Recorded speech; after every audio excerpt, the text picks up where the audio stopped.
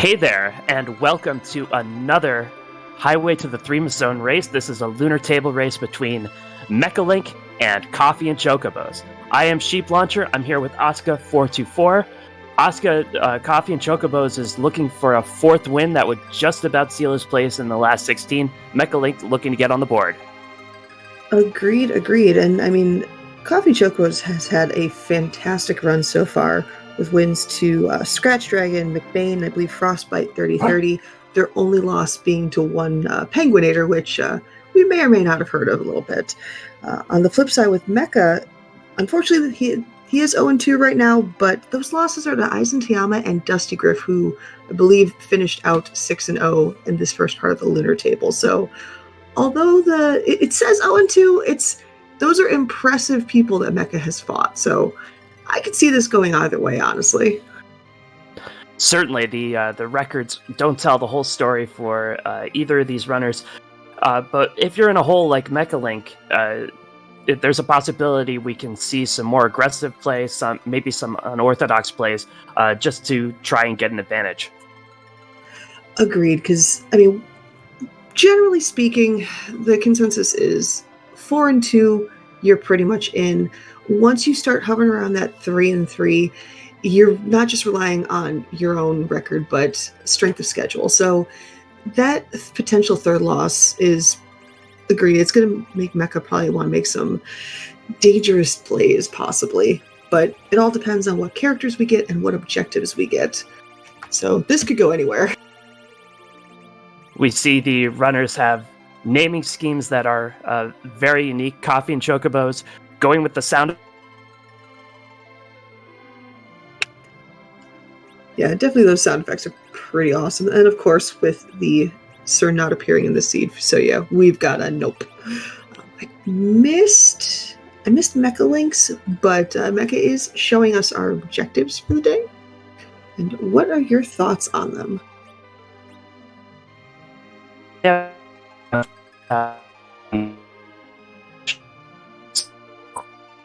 Or at least they proceed. Trade away the battle, liberate battle, defeat the boss of lower battle. We're on a key event for these objectives. Defeating the boss of lower battle is available to our run as soon as they can get underground. But that is at the top of the hour. If you get confused, which one is lower battle, which one is upper battle, that's the one that you click up. Yeah, I agree. So, I mean, these objectives, they really could be Super Jet. They really could be buried very, very deeply. But looking at that starting mandatory character, though, that is a Yang. Now, Yang can be really good, especially in the later part of the seed where you're getting those levels on them. But at the beginning, Yang is not that great. Unless you can find everyone's favorite item in the game, the Wonder Claw, the Thunder Claw, the Thunder Claw. So we will kind of see what's going to happen.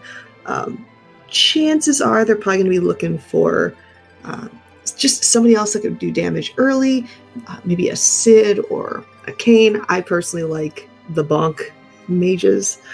But yes, we'll see what's going to happen with the randoing. Yeah, and like you said, that Yang, he's very good at the end of the game. You can slingshot him with a grind and get him up to obscene levels, and he can do some real damage at the end of the game. In the beginning of the game, though, he needs some care. Mm-hmm. Agreed.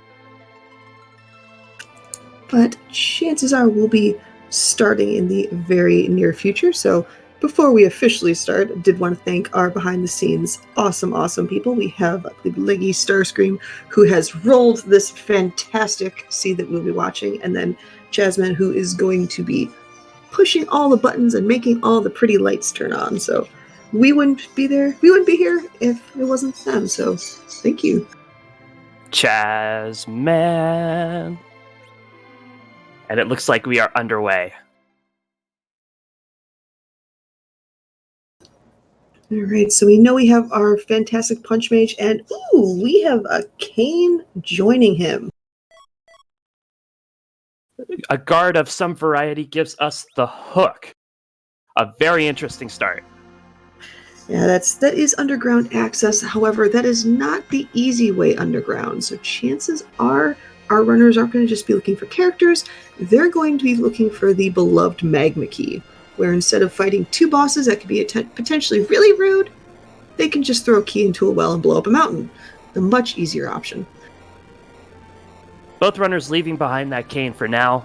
The buy flag is on, so when you dismiss a character, they will go hang out in the Tower of Wishes. You can pick them up later. But once you accept a character into your party, they have joined forever. This is a perma-join, and flag is on, so once you let a character into your heart, they stay there. Yeah, and cane is, I like having a cane, but at the same time, you need gear, especially early on, to get cane going. It looks like we have a second punch mage in the Watery Pass. I doubt our runners will be taking either of them, even though it's the fantastic sunglasses sprite. And quick shout out to Direwolf813 for that raid. Thank you, Direwolf and friends, for stopping by and enjoying this morning free enterprise. Yes, thanks for the raid. And both our runners going into that Watery Pass. Nothing too special in the way of treasure there yet. I expect both these runners to take their time, loot out this overworld fairly carefully, see if they can get some gear to help make some of these early boss checks more feasible. Yeah, I believe I did see a poison claw underneath the waterfall, which is going to be nice for Yang, gives them a few more options. Pretty much the earlier you can find all the claws for Yang, the more versatile it becomes. But it looks like at the top of Dancian, we have a Sid. What are your thoughts on seeing Sid right here? Sid is a pretty good character in these flag sets. He's very good in the early game because he starts at level 20. His starting weapon is not complete garbage, so he can get you through some of the nice overworld bosses. But he's also can transition well to the late game. His agility stays low, and it can get even lower if you find a cursed ring on him. So he's very good for that Z fight as well. And it looks like Mecha said no to Sid, and so did CoffeeAndChocobos. And they're saying in chat that, in this flag set right now, it looks like mages tend to, and the reflex strats when you deal with Z, tend to be favored a little bit faster. So they might be holding off for mages, but at the same time, we've seen in previous matches in this table round how a full mage party can definitely burn you, particularly against bosses like Val. Yes, and I don't disagree with either runner's strategy of sending everybody they encounter off to the Tower of Wishes for now. They have the opportunity, especially since they have an extra character check with that starting hook, they have the opportunity to really see who's available. Once they collect all the free characters, they can pick and choose who they want, maybe make a nice 3-character party to take care of the overworld when they have all their cards on the table. Yeah, that's something I've noticed about this flag set, where you're really trying to balance between early game strength and late game dominance. And sometimes what you get early isn't really going to help you later on. Or in this case, we're going to run with an Oops All Yang seed, because in the tunnels, we found another punch mage. And the dolls in the ruby spot can be a little tricky there. If you find a J item like an hourglass, you can cheese that fight a little bit, but that spot hits, and there are 6 dolls to hit you with.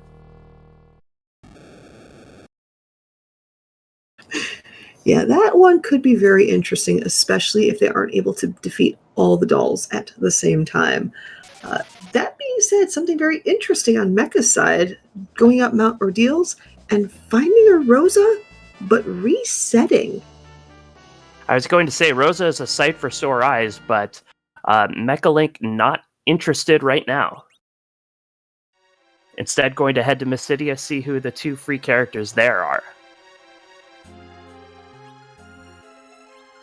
And that is the seed saying, no, you must take this Rosa.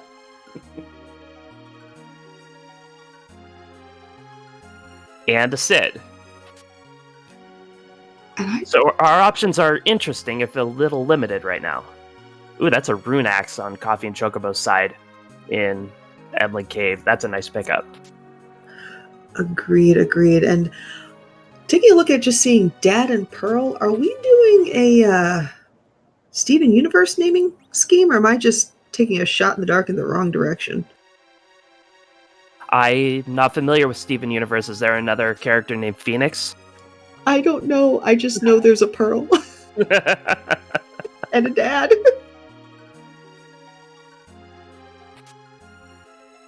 Oh, okay. There's characters. There's a Utena. I don't know. Oh, chat. You're the smart people. You can figure that one out. Another Yang in a vanilla spot on top of Mount Hobbs. This time, squaring off against Dark Knight Cecil, Mechalink says, "You can stay there." That's a lot of character. That's a lot of Yangs. I don't know. I don't think we can find enough. I don't think we can find enough poison claws for everybody. No, They're gonna have to share. I think our wonderful restreamer did a fantastic job not randomizing the characters. I approve. I approve of this fire already. I mean, I know the only thing that can make you happier, Asuka, is if there were 4 Edwards instead. To be fair, the last scene I rolled, it was a double Eddie start, and there was a third Eddie. So, you know, I'm satiated for now, but I'm really liking this Oops All Punch Mage. Mechalink finds a curse ring in the back of the Antlion Cave.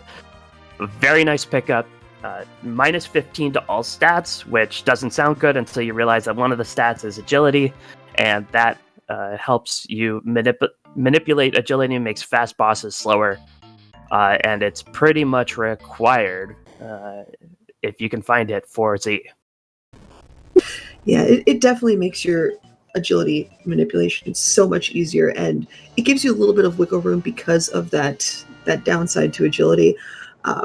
We do have Becca checking out our Antlion boss, and it looks like we have a giant wall in the middle of a cave. I think Plato had an allegory about this. Oh? Yeah, you know, there are shadows playing on the wall, and you're stuck in the middle of a cave and you can't see outside, so the shadows on the wall are the only thing that's real to you. It's supposed to be deep, philosophically. But it's not even noon yet, and I haven't had my second or 20th cup of coffee. Speaking of which, I like my coffee like my Chocobos. Black. Yeah. Oh, man. I didn't know I was commentating with Baka today. All right. Let's go. Yeah. But hopefully our runners should have not too many problems with Evil Wall. It's a very early game spot with low HP, and as we saw with Mechalink, he was able to take it down pretty quickly. And our potential key item is going to be, we have 1/2 of the forge with our adamant rock. So all we need is a legend sword, and we will have that objective on the table. A very nice find. You always want to have that forge option be available to you in case one of the key items you need for the other objective is hiding in a really rude spot. You know, the more options you have available to you, especially early on, the better it is. Meanwhile, Coffee and Chocobos heading up Mount Hobbs is going to face off against this Dark Knight. Has a Sid, so it won't be an issue. Sid just has to tank 3 hits.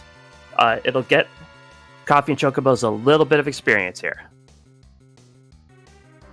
Yeah, considering he already has the 1 Yang, I don't see any other reason other than to, again, build up characters. So we'll see. But yeah, we have Mechalink heading into what I believe is the Troya. We are not in the Troya Treasury yet, chat. Don't worry. Hopefully we'll get there. But maybe doing some quick looting. I did see that Silver Hammer come out, which is pretty interesting. and a tiara, Ooh, which even better. our female characters will be happy to have, except we've only seen one so far. Well, two, technically. That being said, we do have the best of the best in the form of Rosa.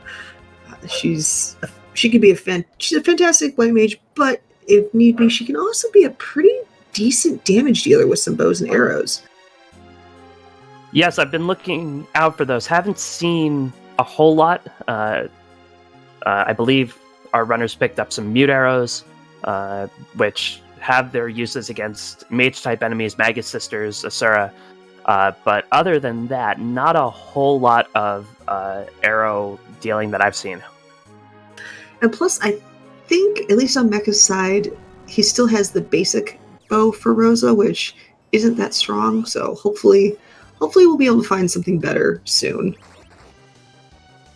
CoffeeAndChocobos will head down to face off against his evil wall. With that Cid in the middle, not an issue. And look at that strat. He had Rosa attack Yang, which berserked Yang. That is a really nice play on CNC's side, because when you do have a berserk character, they do get a little bit extra damage from being so angry. So yeah, that you notice that fight was significantly faster than Mechalink. But speaking of Mechalink, though, we've gone from a wall in a cave to potentially defending the Bool, and that boss, we will find out who that is shortly. We are apparently fighting in the moat today. Yeah, Octomam decides to get out from under the waterfall and start taking matters into its own hands. This fight shouldn't be too difficult because once you start attacking Octomam, it starts to slow down, which gives you a much greater foothold on the fight. Yeah, the easy way to tell how essentially fast Octomam is just count the number of tentacles. The fewer the tentacles, the slower Octo is. So it could, as long as you start getting that damage pretty quickly, she does slow down significantly to the point where it's pretty much just finish her off and then go get your freaky item. Oh, get cooped. Also channeling his or her inner puns of taking matters into its own tentacles. Once again, with that Cid, and with that Cid rocking a rune axe specifically, CNC should have a much faster time. And once again, using that Rosa Bonk strategy. That's definitely something that I haven't really seen a lot of other runners do, particularly with just using some of those intricacies to their various weapons. I know you have the angry bonk with Rosa on CoffeeAndChocobos side. I know Invenerable has been doing work with the Medusa arrow strat, so it's cool to see all the side effects to a lot of these weapons and coming out in various ways. Did you see what weapon that is on Rosa? That is inflicting berserk on everyone. That's not the power staff, is it? I believe you're right. Ooh, I got a thing right. I'm proud for it only being 11:30 on my end. But CoffeeAndChocobos has showed us the key item that Mecha is just about to get as well, in the form of the rat tail. Thankfully, since they already have the hook, they can actually turn that in and get a potential other key item. So this could be daisy chained into maybe, I don't know, a Magna key, a Baron key, a Legend sword, something like that. And it is our second objective, so both runners will most likely head straight there to get that shiny button on the board. And lo and behold, both runners who were so diligent about putting their hovercraft over by Eblin Castle is immediately taking their hovercraft to the cave. Yeah, Eblin Cave used to be the hovercraft's best friend. Now the Adamant Grotto is the hovercraft's best friend. A crystal ring is the reward for trading in that rat tail. That is a very nice piece of equipment. Not a key item, but both runners, you imagine, will slap that onto somebody. Most likely. Maybe one of the 20 Yangs that have already been in the seed. Why not? I mean, if you just throw it on somebody at random, then the odds favor that. Agreed. It looks like Mecha did put that crystal ring and an archer bow on Rosa, so in terms of weaponry, the archer bow, it's still not the greatest, but it's definitely better than that short bow. Looks like both runners have done a little bit of shopping, but they're still probably looking for a way to avoid the hook route, if at all possible. You see on CNC's end, looks like they're going to be setting up a run up Mount Ordeals. I don't think CNC has checked the character up here yet. That's certainly on the table, but with that Sid rocking the rune axe, CNC should feel confident about his ability to take on these three bosses up here. Ooh, and my two favorite sprites of Rosa. That's nice to see. Mechalink, meanwhile, heading over to Baron, gonna see what's in that Baron Inn. Ooh. The elements guarding a cane, and Mechalink says, "No thanks.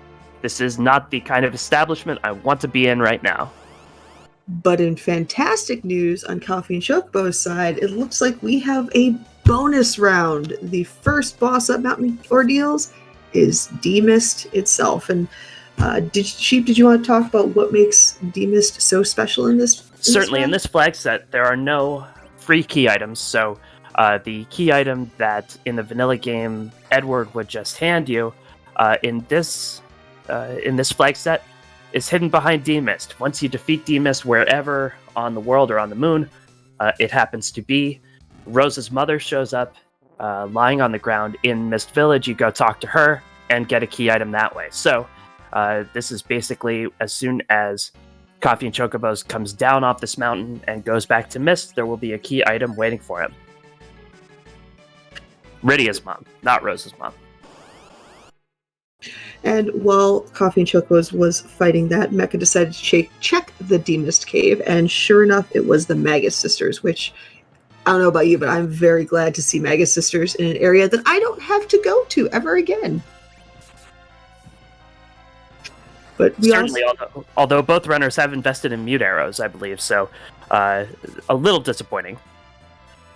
That being said, we do have the karate fight in the best possible location. We get to see some around the world kicks from Karate Man himself because of awkward coding and things that were never technically supposed to happen.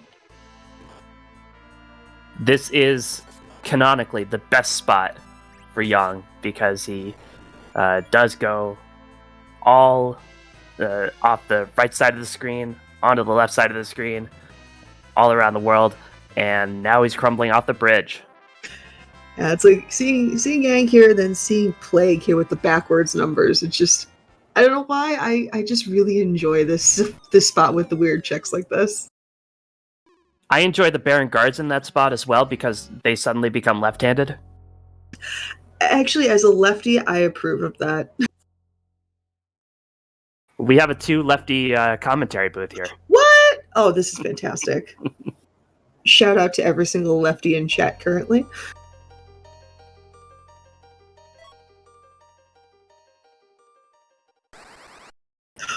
Oh, look at that sheep launcher. A vanilla legend sword.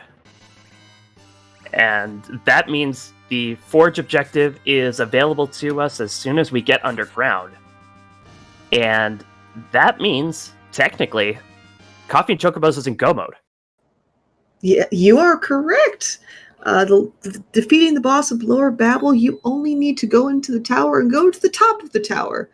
So, yeah. This is I'm going to go make some plans to go out to eat or something. Now, you do need a way to get to Zeromus, so the pass or the darkness crystal is still going to be required, but the objectives are all that our runners need are available to them. I guess you'd say this is a form of, I think it's called no mode. like KNOW mode? I don't know. Crystal mode? We're all dressed up, but we still need a way to get there. But let's see here. We have CoffeeAndChocobos, who has completed the ordeals, taken out Bahamut, which is... It's a very free spot, so you'd like to see a rude boss in that location. Bahamut, not necessarily what you'd want to see there, but it is what it is. Finished ordeals. Let's see if CoffeeAndChocobos remembers his freebie. That is one of the worst spots for remembering D-Mist. Good on CoffeeAndChocobos for remembering it. The first of 3 bosses, it's easy to forget, and in fact, I have forgotten to check my D-Mist from that spot on stream before. Oh no. Not on stream, but I have forgotten it many times myself. And not a key item for Pretty's mom. However, I'm sure his Rosa is very happy to see that Artemis bow. Yes, Rosa with an Artemis bow and a tiara will be doing nice work and makes the hook route a little less daunting. Pew Pew finally gets to live up to her name.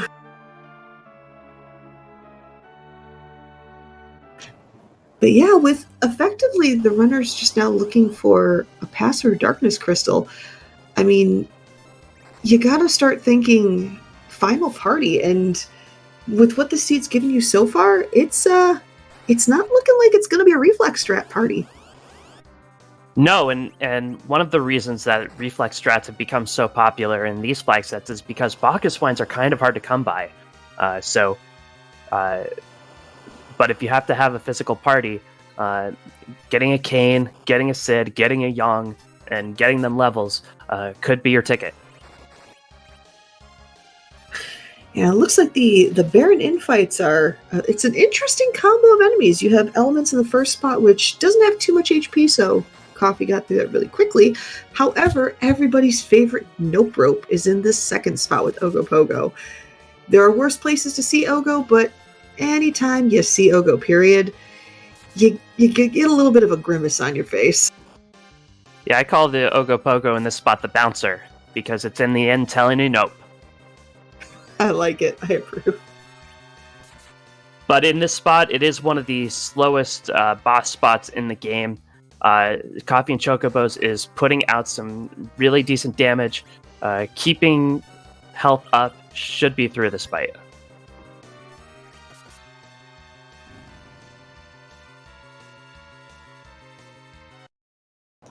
And lo and behold, you are correct. CoffeeAndChocobos got through that pretty quickly. We get another key item check in the form of... Oh boy. Hardcore to make your party rock. So, now this is the interesting situation with T-Pro on. The treasures aren't necessarily the best. However, there is a treasury that you can check now. Is it worth going to check it? If it were up to me, I would say yes. I certainly would want to see, for example, if there's a nice lance for Kane. That Kane would do very well with a Dragoon Lance or a White Spear. So I certainly would be on my way there, and it looks like CoffeeAndChocobos is.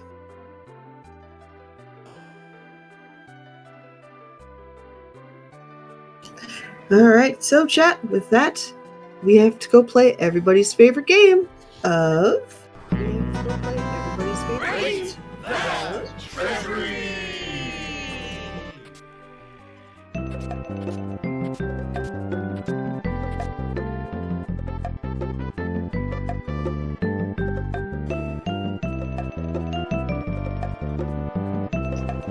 Ooh, that's... I saw a Dragoon armor of some kind. I saw a lot of items for Edge, though, and we don't have an Edge.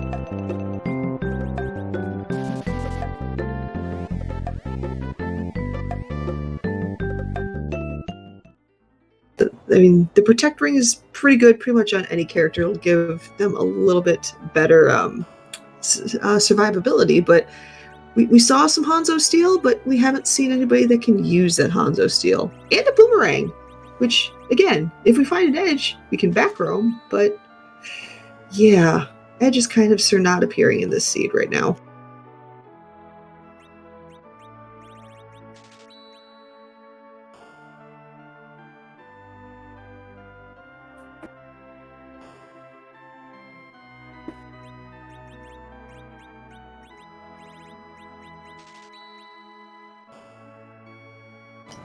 The thing is, with the Earth Crystal, it also opens up a check in the Tower of Zot.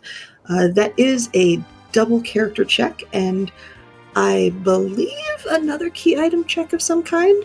So we'll see what Coffee and Chocobos does with that. Looks like, it looks like they might be heading to the hook route.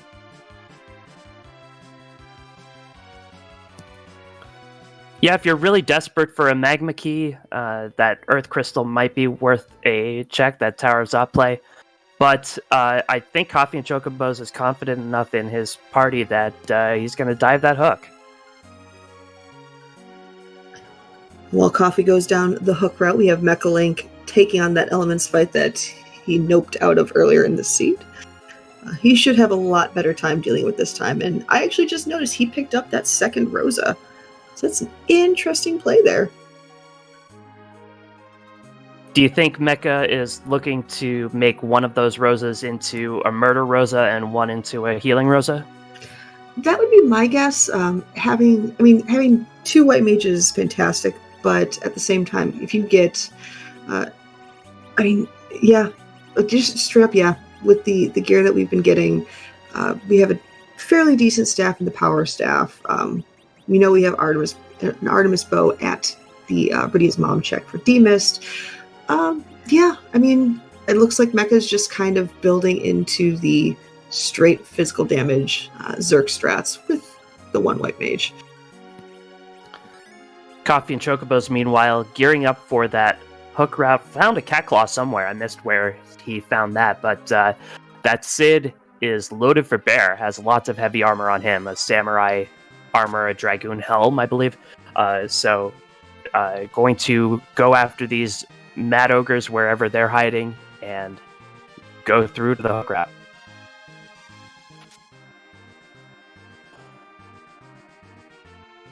And just by looking at Coffee, checking out all these chests, you can definitely tell they're not necessarily hunting for loot, they're hunting for that monster's notification. Like that one. In its vanilla spot. There has been a lot of vanilla this seed, and I do see Dathis in chat, so I wonder why that is. We'll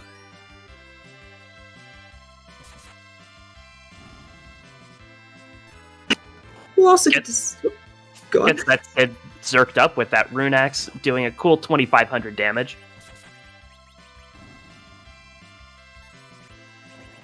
I just love having to remind myself every single time of when I think of mages, the first image that pops into my head are mad ogres. Makes perfect sense.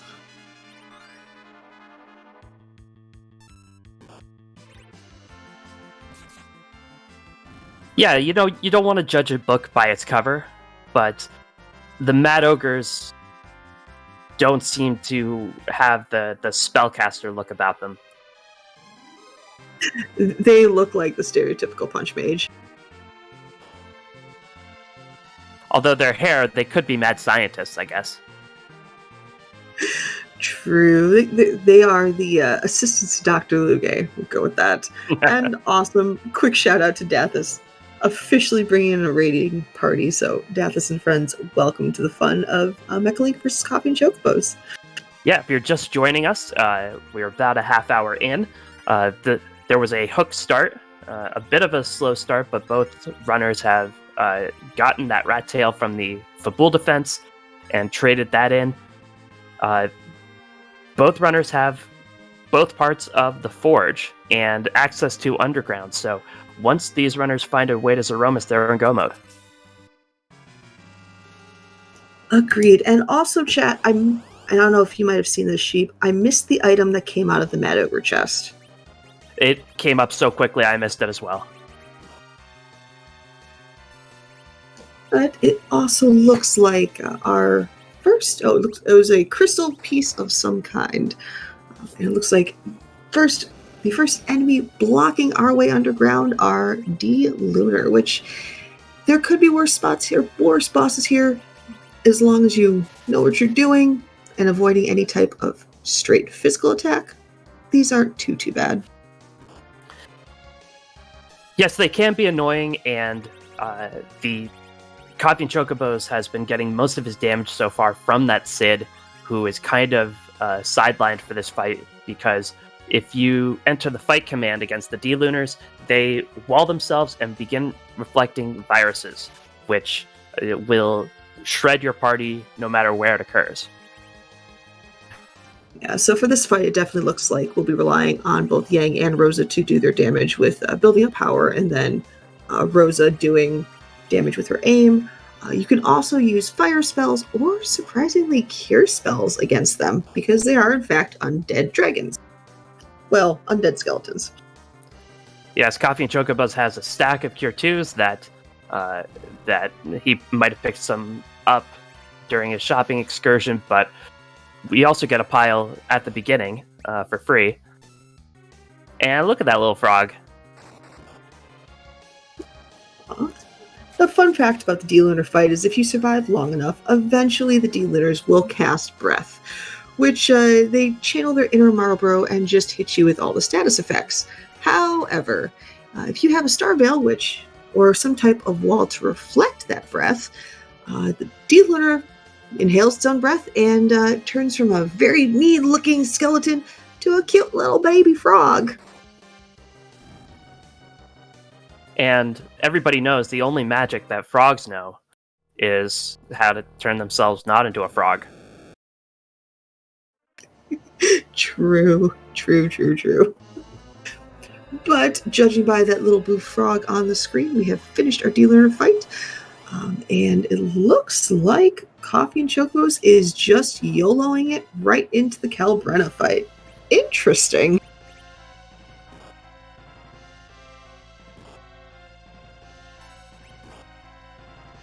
There are a bunch of dolls here, and like I said, this spot does have some physical attack, but these characters are armored up enough that the physical attacks aren't really doing a whole lot, and it looks like CoffeeAndChocobos is confident that his team can weather the storm.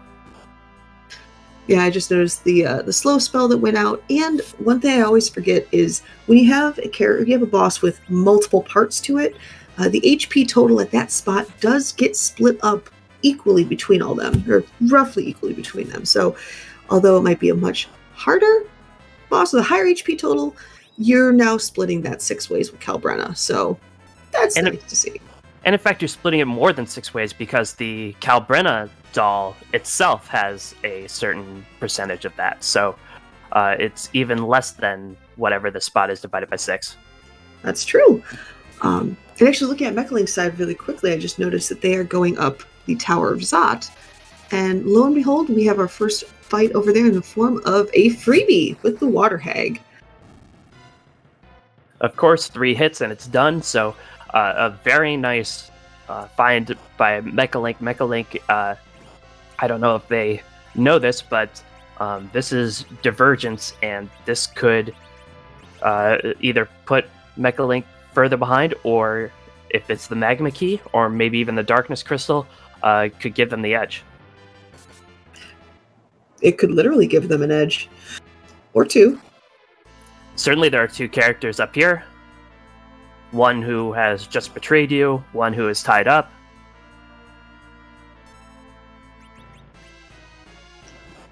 So, of course, that fight was pretty quick. 1, 2, 3, done. Mechalink is saving just in case there's something super rude in the next room. But it looks like our first character check is going to be, speaking of betrayal, another Vanilla Cane here. So who's the vanilla second character in the next room? That would be Rosa. All right. So this has gone from Oops All Yang to Oops All Vanilla. Baby. Oh. That's an edge. And Mechalink has a decision to make. Has Mechalink raided the treasury? Mechalink did. Okay. So it has that Murasame and says There to it Edge, is. hop aboard.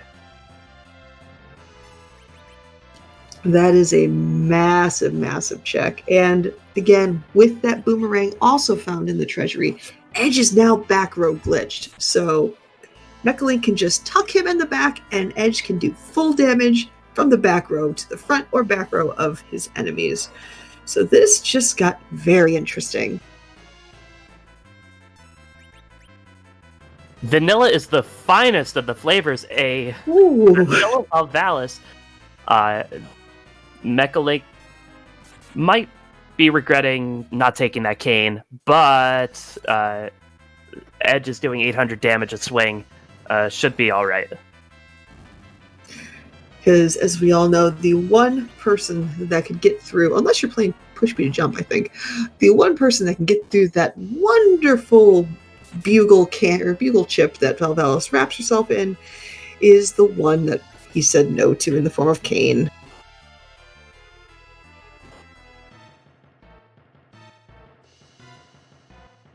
Coffee and Chocobos, meanwhile, still taking on that Calbrena, being very careful here.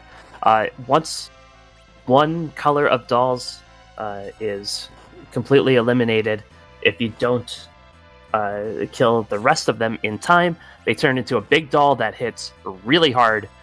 So Coffee and Chocobos is taking care to try and ensure that that both the blue dolls in the back and the red dolls in the front go down approximately the same time. Now, correct me if I'm wrong, do the blue dolls have more HP than the red dolls? Or is it about the same? I don't know that off the top of my head. I know that the blue dolls do not have the boss bit, so they can be stopped. Gotcha. And they're confirming in chat, blue does have more, but there is that difference in the boss bit and no boss bit. But speaking of bosses, well, not biting, but bosses biting the dust, Val has been defeated on Mecha's side, so we get not only a character or canon check, I believe this is where Rosa learns exit in vanilla. That is true, and that is the only way that Rosa learns exit. Rosa does not learn it through level progression. Mechalink gets a spoon, but having two Rosas with exit when we haven't seen anybody else who could use exit at all might be a nice little advantage. And that spoon is actually super, super important with that Edge in the party, because Edge can throw weapons. The spoon, in this case, is a weapon, and that is going to do a lot of damage to whoever Edge throws that to. So that was a fantastic check by Mechalink. Yep, the spoon is a ticket for a free 10,000 damage to whoever, usually to Z, although there are lots of tough fights that you could see Mechalink using that against. So Coffee and Chocobos, meanwhile, got through those dolls, had a Stardust ready to take care of the rest of them, and will get the Falcon. Now, as people are pointing out in chat, yes, most likely Mecha's journey down the hook route will probably be faster with that Edge. I just worry for Coffee and Chocobo's side of things. Is he ever going to bother going up the tower? Because, yeah, you lose out on an Edge, and that's not a check that a lot of people do.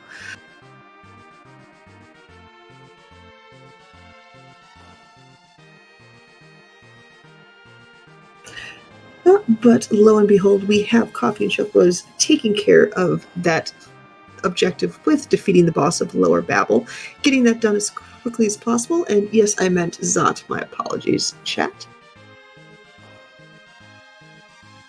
Now, between the Super Cannon boss and the boss at the top tower, or the boss of Lower Babel, because directions are hard, the Lower Babel boss does have a bit more HP, is a little bit more difficult.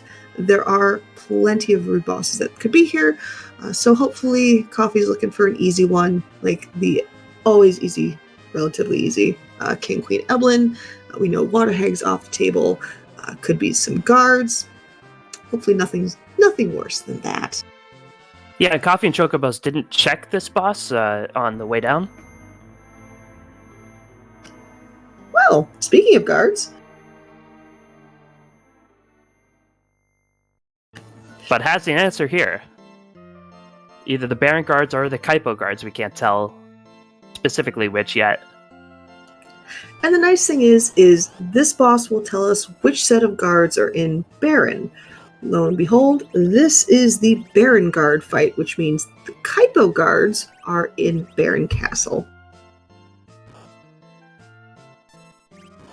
Rosa has Mute, which will be very useful against these guards. They like to counter with Small and Piggy.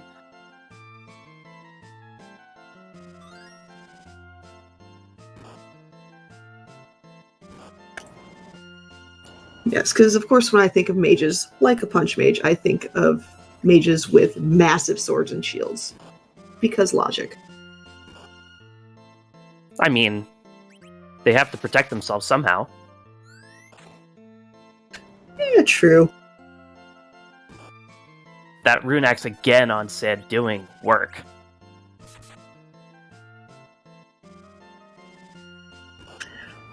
And yes, chat, I've seen Magic Knight Ray Earth. I know Magic Knights are a thing.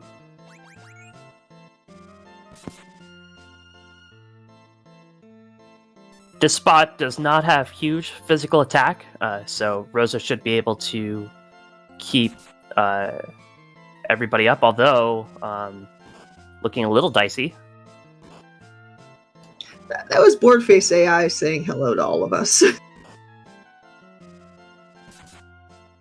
Yeah, if Coffee and Chocobos was able to keep everybody at full health, it'd be a little bit easier, but once you start playing with fire like that, even a relatively low physical attack spot can really chop you down. And thankfully with the first guard down, if Coffee wants to, he should be able to safely bring up, hopefully, Rosa. I don't know if you can bring up either or, if you're careful about it. Or Coffee's just going to say, you know what, I want to end you, so die. Yep, solo Sid. That was a package from the top of tower, but more importantly, it is the fourth objective. Oh, and as Chasmin pointed out, thank you, Chasmin, that Sid was Zerked, so it pretty much just was a one Sid show.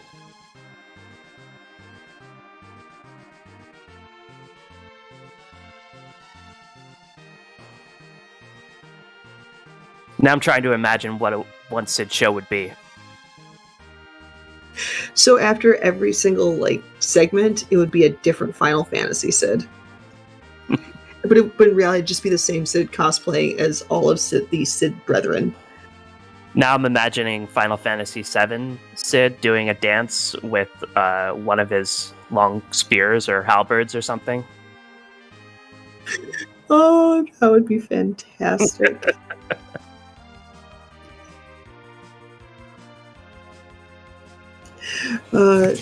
Sid One Night Only featuring the Dancing High Winds.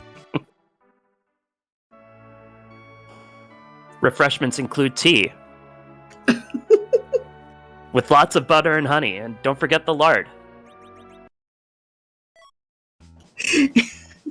And before we go down that rabbit hole, we have Coffee and Chocobos completing his third objective with foraging, and we get to see the legendary Kokol shop, which has could potentially have some very fantastic items you can't get anywhere else. Look at that Bacchus wine, yes. though. Wow. That is huge for this party. For either of these runners' parties, Bacchus wines, cast Berserk, increase your stats.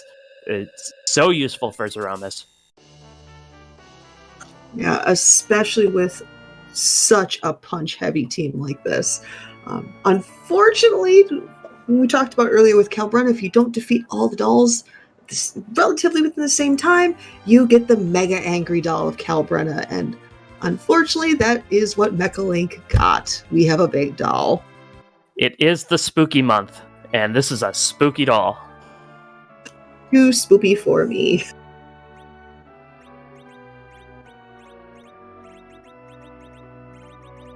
Illusions for sale in Tamara, which is nice.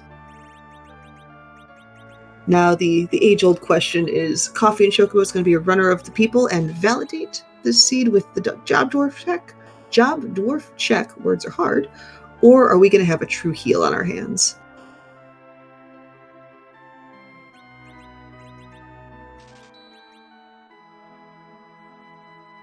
Oh, no. So there's one other feature about Calbrenna. Once you get the Mega Doll, you have a time limit. If you do not defeat the big doll in a certain amount of time, that big doll splits up and reforms all 6 tiny dolls again. And that's exactly what happened to Mechalink. So that was a quick reset and reattempt of that fight. Yeah, and Mechalink apparently threw that spoon trying to take care of that big doll. Wasn't successful at it. So rather than slogging it out, decides to reset. And I'll ask the question in chat because I enjoy pain sometimes. A question from Baka Shinobi. Are undead that cast magic spooky, scary skeletons? Baka, please. And we have the magma key found in the Feymarch Underground when you don't need the magma key anymore. GG, Seed. It's a fine insult. Coffee and Chocobos wandering around the land of summoned monsters. I'm not sure particularly what he's looking for, but does some shopping. And we get to see our Feymarch bosses, and that was a very quick nope away from there. Yes. We have the Antlion in the Leviathan spot, and the CPU in the Ashura spot. That is a sad march. The Antlion goes fast and hits hard. CPU goes fast, but it just would take a long time, especially with only 3 party members, as Coffee and Chocobos has. Gonna save that for later. And of course, me being a nice commentator, my instant thought is, I hope that the pass is behind one of them and the darkness crystal is behind the other. Because I care about our runners, but I care more about our chat and our viewers. And I like giving a good show.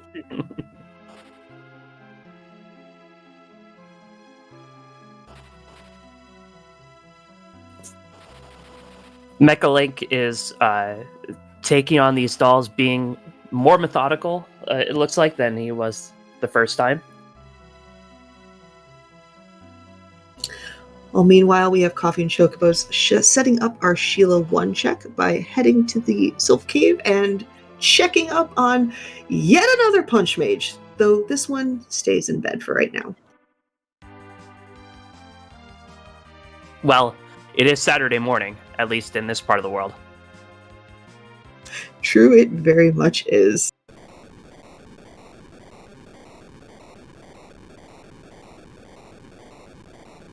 Punch Mage had a little too much punch last night. Meanwhile, Mechalink blitzed so hard that the stream froze. Looks like he made it through those dolls.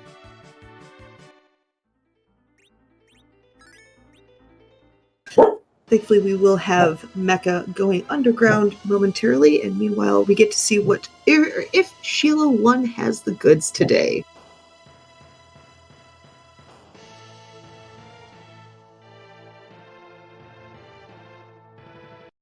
And yes, that was an appearance by Galahad behind me. My apologies.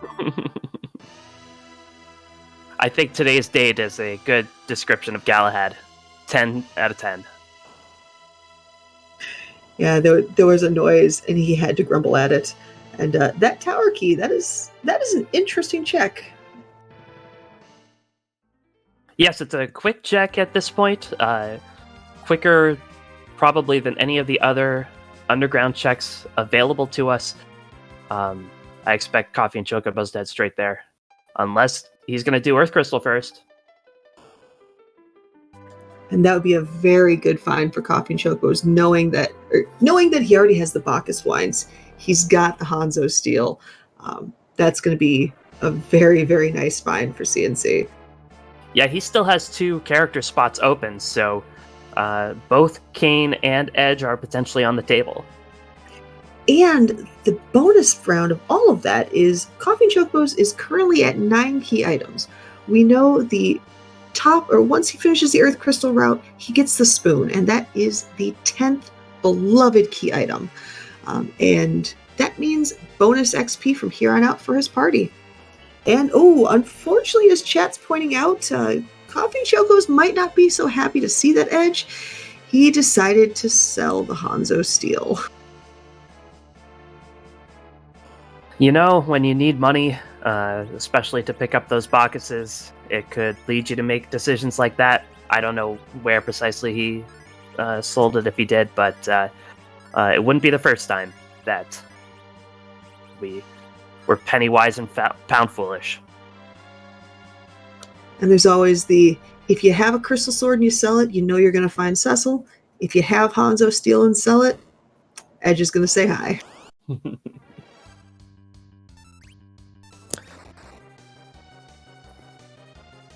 CNC going to be happy finding this water hag.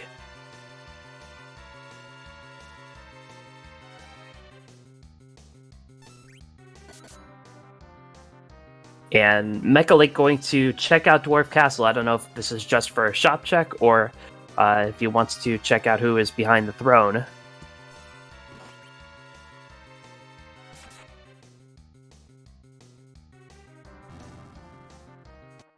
Some interesting items there with the cabins, with the Soma drop, which would be great if we had a Tella, which we don't have. Awesome job on rolling that one. But yep, it does look like it is a quick item check, and we'll see where Mecha goes after this. Probably to Tower, though. Or I'm just going to redact that and replace that with Tomra. As our tracker Chazman89 pointing out that we know that the Golbez spot in the Dwarf Castle is some flavor of Mylon.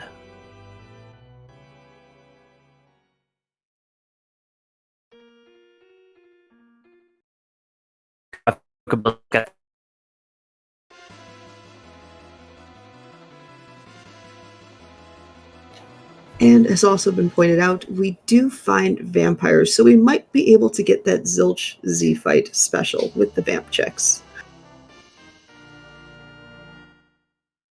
And what does Zilch know about low-level strats? What? 1200 HP? Huh?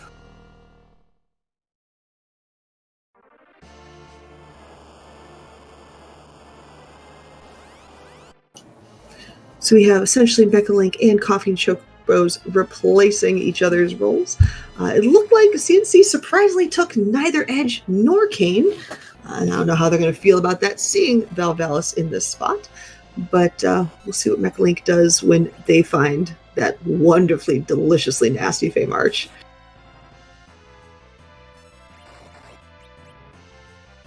And Mechalink does find the Cure 3s in the Fey March. And will sell anything that's not nailed down in order to get a stack of those.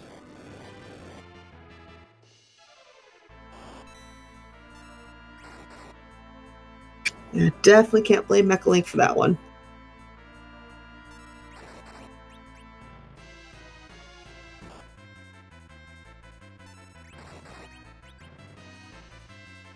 Lo and behold, Mechalink takes a look at Fey March and says, "Hey, Rosa learned exit. Let's use it."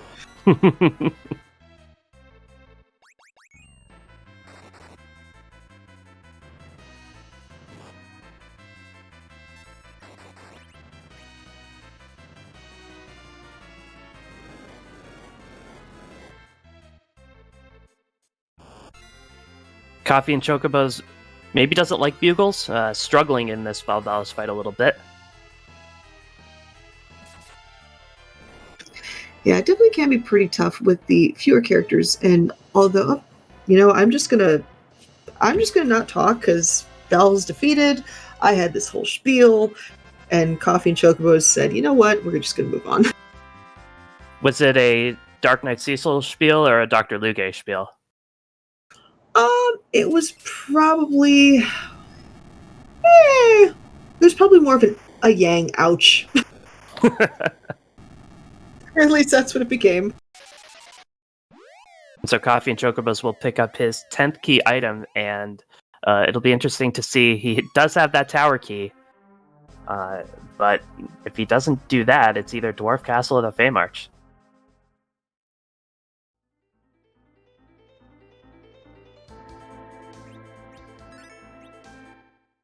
Yeah, I would be very surprised if either of our runners decide to take on that Feymarch before checking every other possible option out there. That being said, Coffee is doing the package check play, and we find another edge.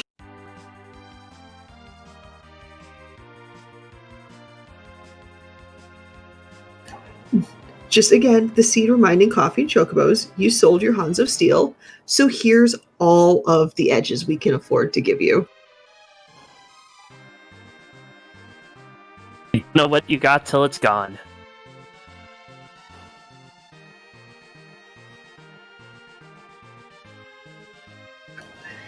And Coffee definitely refuses to live on the edge on that one, while they are going to be checking that super cannon check with the tower key.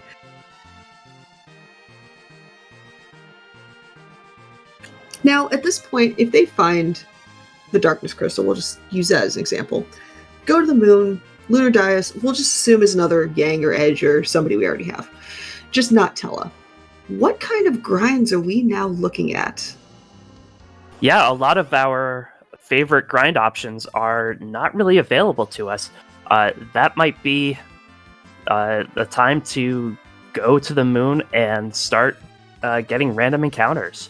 And Coffee and Chocobos finds King Queen Eblin in the cannon spot. Not the place you really want to see them. Agreed. And Chad has pointed out a grind that I just kind of learned for the first time, the door grind in the Luca cave, the sealed cave. However, we need the Luca key to get to that cave, which we don't have yet. So Moon is definitely a good option. Mac Giant for sure. But yeah, it's looking at potential grinds could be very interesting if we don't find that Tella. The grinds get even more limited if this, for example, is a pass. Then Agreed.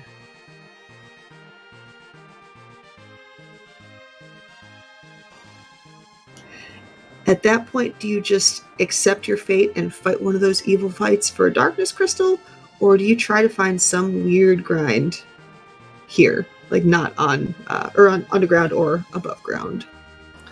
Yeah, in that case, if the cannon doesn't pay out, if Dwarf Castle doesn't pay out, I try and slog through that CPU and try and get lucky. And Poydrak and Chad has also pointed out that the Sylph Trap chests are okay for levels. I believe there's a few of them, like 6 or 7 to choose from. Numbers are hard. There are 6. Gotcha.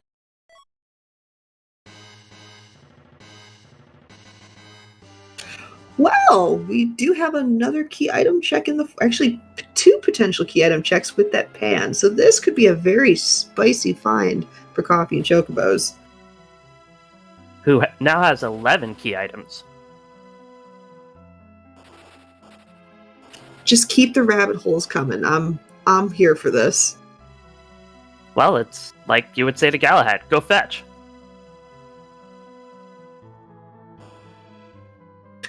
He would just look at me and go, "No, Mom. No. You go get that for me." Coffee and Chocobos wakes up young with the pan.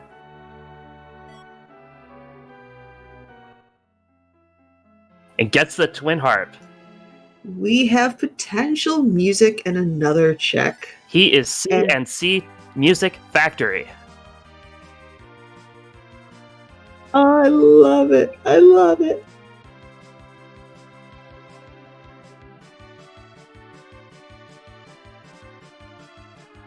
Gonna complete that Sheila check.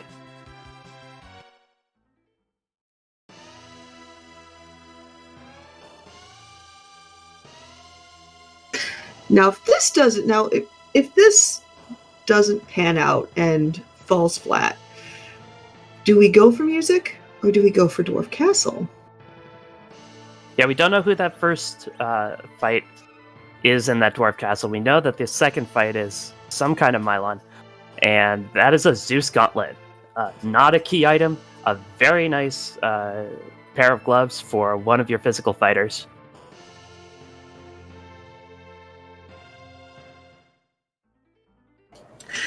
Yeah, and I said in the chat, the dwarf castle would be fantastic just for that extra key or that extra character check. Excuse me.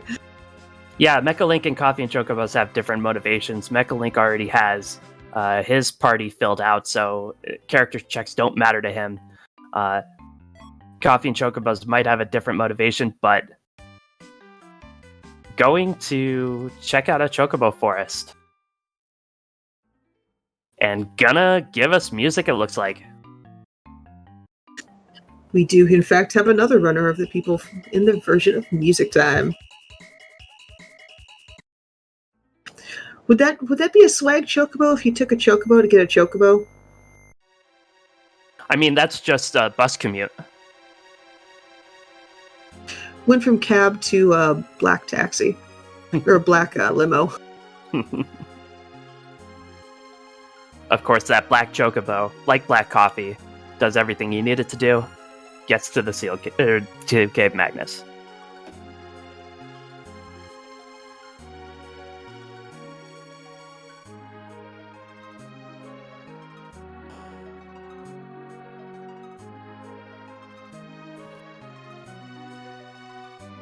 It's like, why fly anywhere when you can just work?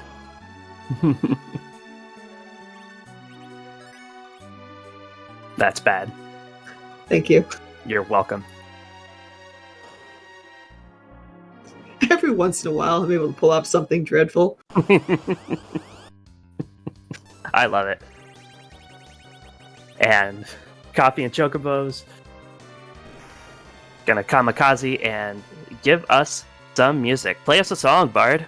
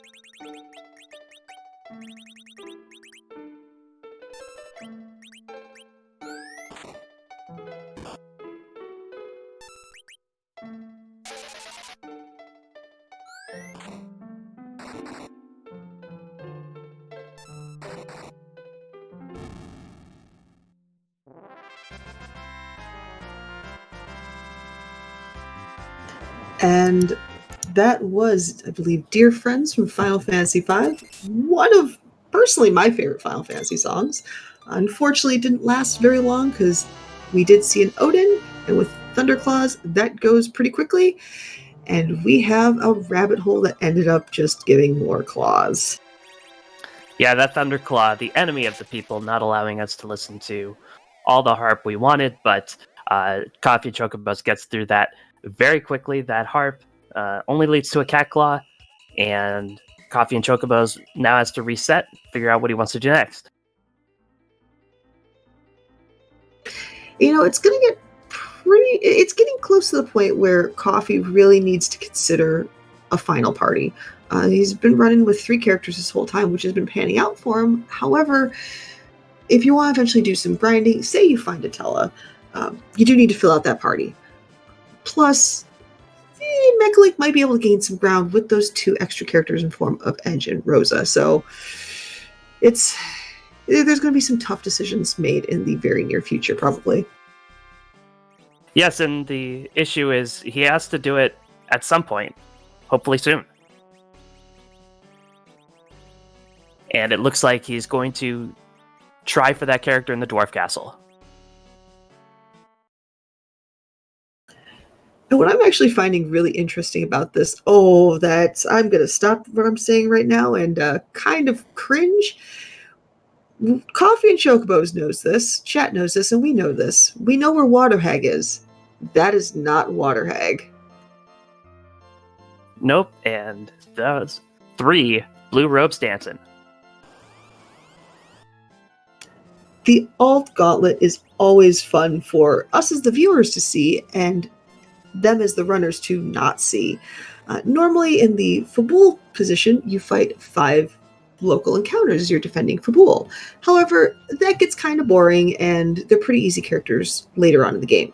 So what we've done in Free Enterprise is we've added the alt gauntlet flag, which instead of taking those boring Baron fights, or Fabul fights, it takes 5 fights with random enemies in the local area. And honestly, seeing one here is not necessarily the easiest spot to find them in. Coffee and Chocobos used a Bacchus wine to start with on that young. They are really precious resources at this point. Don't know how many you want to save because each fight will reset, and you'll have to, if he wants to use Bacchus wines every time, he'll be using up quite a bit of them.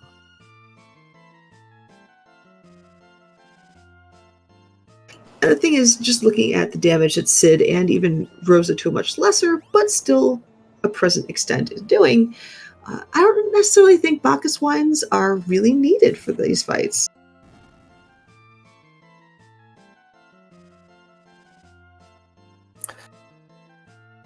Mechalink, meanwhile, did the first Sheila check, did that cannon room, now going to complete the pan chain, will get his twin harp.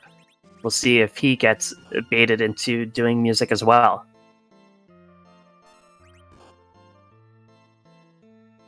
I'm almost inclined to think that Mecha might take that route just on account of he's no longer looking for another character.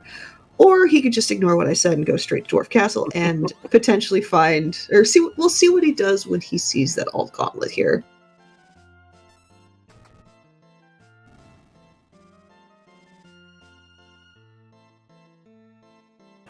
Instead, it'll just do the okie doke. I was so confused the first time I landed there.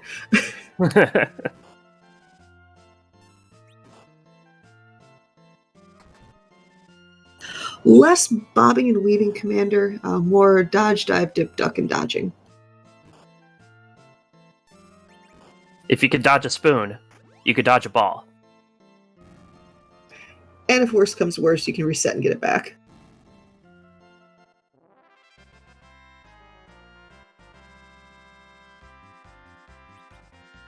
And we'll reset out of that Zeus Gauntlet. Meanwhile, Coffee and Chocobos gets through that alt gauntlet. The first spot in Dwarf Castle isn't the hardest place to find it. It is annoying. And Mala and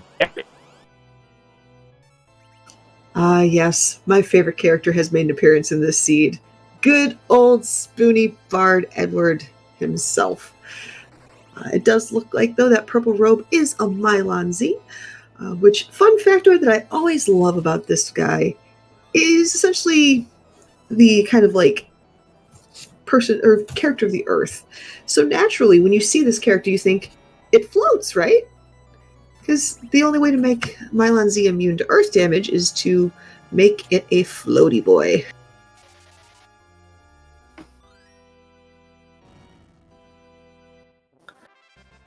yeah, I mean, it looks connected to the ground, so obviously he's flying. Big, giant, bulky, scary-looking thing with no wings? Of course it's floating! But that fight ended pretty quickly. It is a very low HP spot, so we get to see, do we get the Darkness Crystal or pass? Or do we get a very, very rude Fey March, or, as Leggy Starscream points out in chat, a potential Luca key with door grinds. Yeah, while we have a second, thank you to our restreamer Leggy Starscream and our tracker Chazman89 for their help, and thanks to Otska424. And that's a Baron key. Go fetch more. I mean, I was totally fine with seeing all 4 objectives get lit up. How about you? Sure. Although it could be at that Odin spot, and Coffee and Chocobos could do the cheeky Odin before throne check. That is another character check. There are 2 key items here. One in a bit of an easier spot, and then, of course, that fun little Odin spot that could be pretty rude. So what rude bosses do we have left that could be in that Odin spot? I'm kind of eyeing a turtle we haven't seen lately. We have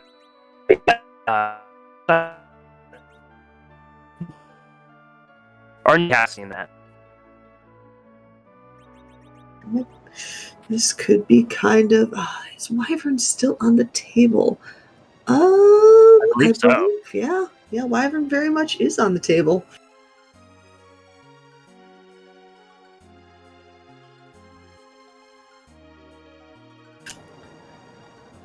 My whole thought is the ruder the better.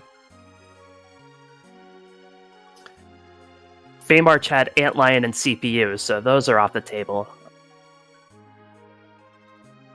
Ashura could be annoying in the Odin spot. Plague is or has been found. I can't remember if it was in Waterfall or Mist Cave. I think Mist Cave. We have not seen the Great Ha Ha Ha yet, Baka. Ah, yes. Plague was having a pool party in the Watery Pass. Oh, that's right. The Mist Cave was, in fact, the Magus Sisters, so they are also off the table. Mechalink threw that gauntlet. Coffee and Chocobo is going to encounter the Kaipo guards, the officer soldier.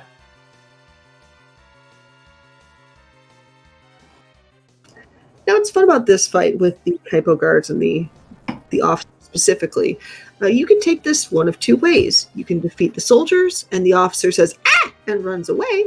Or, if you defeat the officer first, the soldiers get very confused and start hitting each other. But it looks like in this case, Coffee and Chocobo says, you know what, let's just make the officer go, "Ah!" and run away.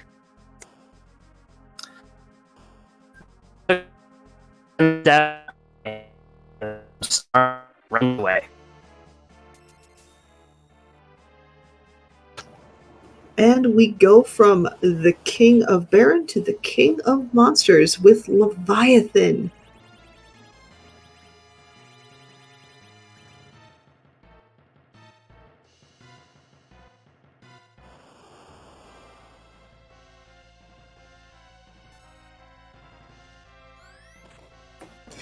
Yeah, with these HP totals, this shouldn't be too difficult of a fight for Coffee and Chocobos. Being said, using another Bacchus wine, which again, it's a priceless commodity that for all of 2 punches, I don't think seems to be worth it personally. No, they are expensive.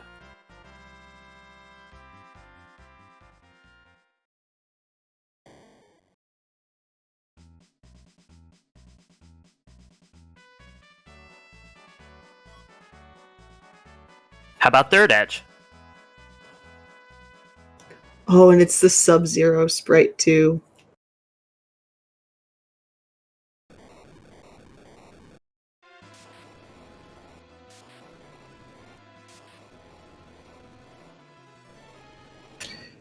So as Coffee gets to cross their fingers and hope that it's a key item that may or may not look like a pass or a darkness crystal, we get to see Mecha taking that Baron key also to hopefully find some goodness. Yeah, Mecha hasn't yet been tempted by that Twin Harp. Going to go straight into Baron, be about 2 bosses behind Coffee and Chocobos at this point.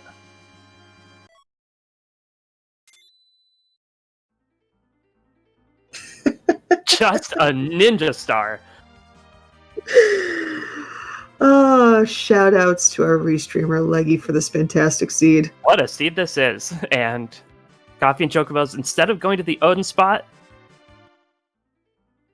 gonna go back to the Odin spot. Dipped underground for some good luck, maybe? Coffee's at this point, he's probably just like, I don't know anymore.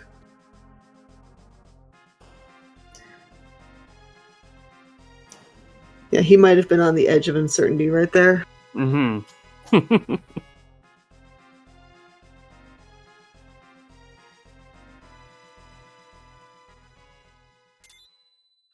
Shout out to Leggy, of course, but shout out to our tracker, Chasman, who got the fun experience of getting to light up all 4 objectives. That being said, we get to see who's on the Odin throne, and Wyvern.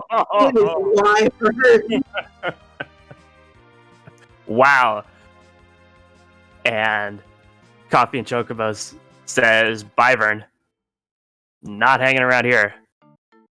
And Coffee and Chocobos decides he can't wait any longer. He's going to fill out his party. So this will be interesting to see what he wants to do here.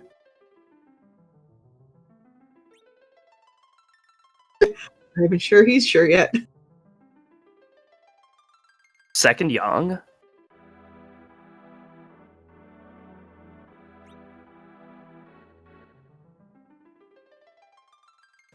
Interesting. Second Sid. With the amount of claws that Coffee and Chocobos has in their inventory, I'm not surprised by the second Punch Mage, but the second Sid is a very interesting pickup. But as mentioned in the chat, that Sid could be used as the anchor because of the lower level. So that's a bold strategy, Cotton. We'll see if it pays off for him. Yeah, one thing all these characters have in common, they all get very high hit points. So it looks like Coffee and Chocobos is gearing up for a longer Z fight, going to say, hey, if I can't do damage all that quickly, at least I'll be able to outlast him. We see Coffee and Chocobos resetting the time to Wyvern's standard time of battle speed 6. And with that full party, we're going to see how he does against everyone's favorite Blarg.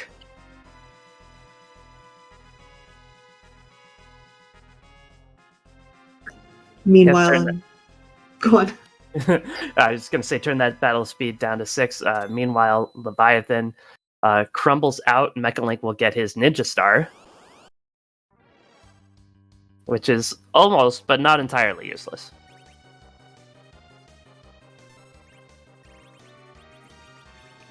We see those Star Veils able to come up, and the walls able to come up from Rosa, hopefully. So we'll be able to... Well, we'll see how this fight goes. Anytime you see Wyvern, don't count your dragon eggs before they hatch.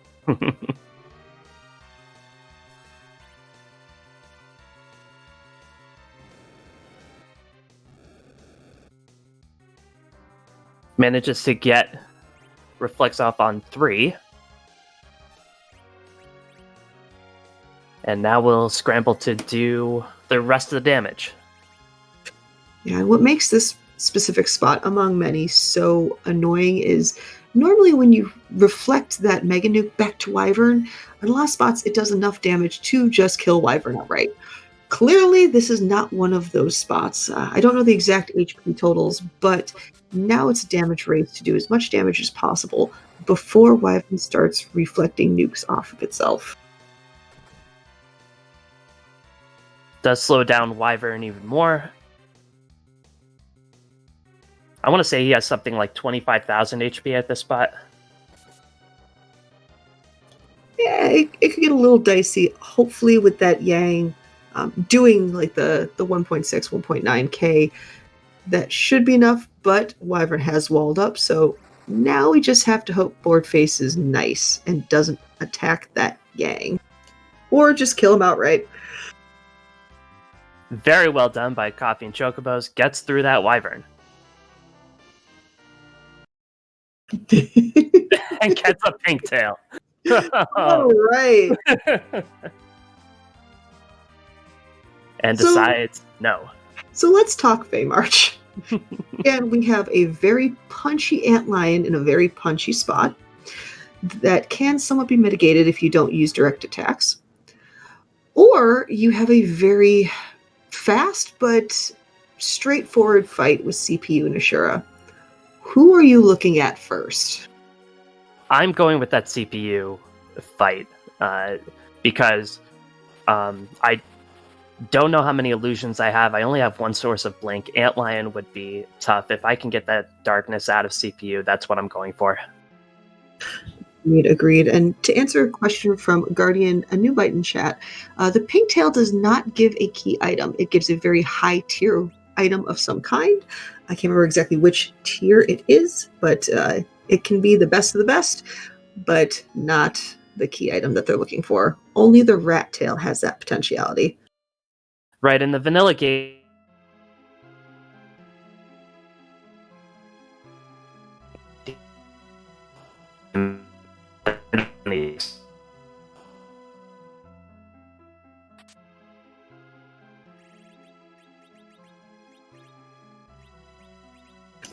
Knowing how this seed's been going, chances are that pigtail is, since we haven't had a Cecil yet, it's going to be a crystal sword, or potentially, since there's no canes that have been chosen, like white spear or Gungnir spear, or something of fantastic quality that they can't use. And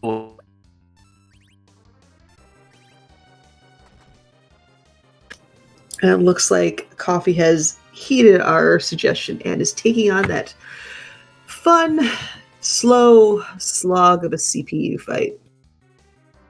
While on Mechalink's side, he is definitely going to be trying round 2 against Blarg.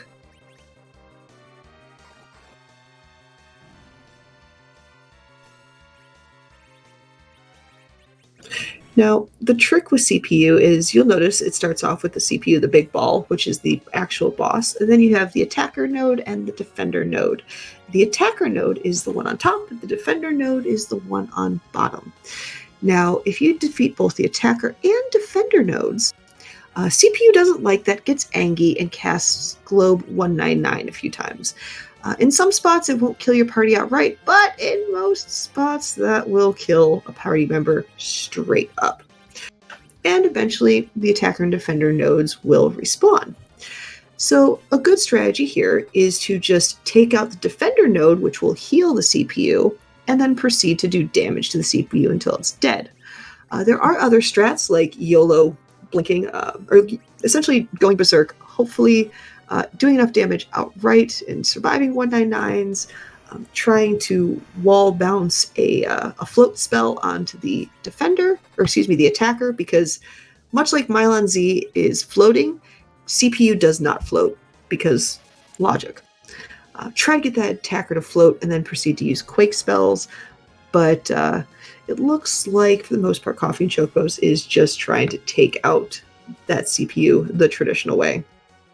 Yeah, the annoying thing about the CPU is that it's in the back row, and I don't know about that one Sid. I can't remember if we've ever found a Dwarf Axe, but the 2 Yongs are not back row glitched, so they can only do half damage to that CPU back there. So that's one of the reasons why this is so slow.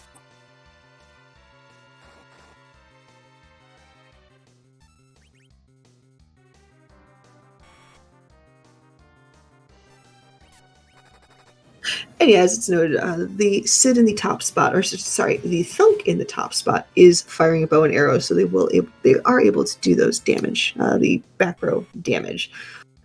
Also, the other thing mentioned about this fight, the attacker node does have that one spell of the Mazer, which does only 10% of your max health, so it's pretty easily controllable if you're paying attention. But as we were talking about CPU, Mechalink has defeated Wyvern and is rewarded with a pink tail of not key item goodness they were looking for. And much like CoffeeAndChocobos, decided one tail was enough and reset out of it. Now, this isn't what CoffeeAndChocobos is doing, but would you give any thought to trying to do a little bit of a grind on this CPU by taking down the attacker and defender, tanking those Globe 199s, and having them continuously respawn? Considering we haven't found a darkness crystal yet, it's definitely on my mind. It really depends on if I want to gamble in that I find the darkness crystal before the pass or not. If I don't think I'm going to find the darkness crystal first, I might try to do that cheeky grind. But if I think I'm going to find the darkness crystal pretty quickly, I might just YOLO it and take out the CPU normally. Now, the thing to consider is we don't have that many checks left, and we still don't have moon access. So theoretically, I'm banking on finding the darkness crystal soon. I just don't know where. Yeah, could be in one of these two spots. The Luca key's still out there. Could be behind that. Those are our only choices at this point. And very true. And it looks like Coffee has defeated the CPU and is just taking out the attacker to finish this fight. And we'll get to see what this hopefully key item is shortly.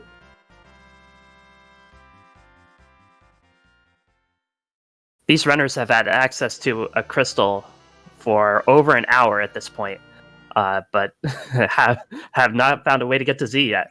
And there it is. There is the darkness crystal. Coffee and Chocobos at 1 hour, 26 minutes in is officially in go mode.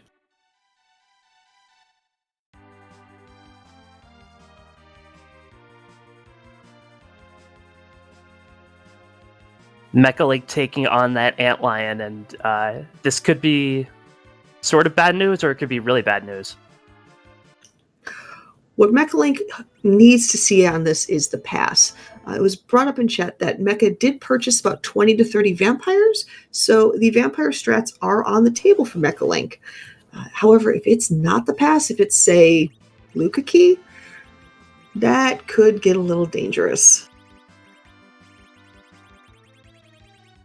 Coffee and Chocobos walking around outside of Baron. This leads us to believe that he's doing a Mac Giant grind. Why is that, Asuka? So there is an interesting flag on this on the lunar table that you can't run from random encounters, which made certain grinds like the D Machine grind or the Mac Giant grind kind of annoying, because if you don't find it right away, you either fight the fight or you reset out of it, and you can lose a lot of time. But what some fantastic people in the Free Enterprise community, I believe Simbu did a lot. The number crunching and Twisted Flax created the awesome charts. What they found is that you can manipulate your RNG seed based on encounters outside of Baron Castle. It takes a certain amount of steps to do, but based on the number of steps before an encounter outside Baron Castle, it can tell you exactly where in the giant you can find either the D Machine grinds or the Mac Giant grind. In this case, since we don't have a Telef to cast weak, or just any Black Mage really to cast weak, we are looking at that Mac Giant grind, which would, I believe, Sid would be our main person for that one. Certainly the hammers do work against those types of enemies, so Sid will probably be your focal point, although Lun Yong is up to high enough levels that he can contribute as well. That's true, and I believe at one point I saw 4 Thunderclaws in Coffee and Chocobo's inventory, so yeah, Yang can definitely help out in this regard.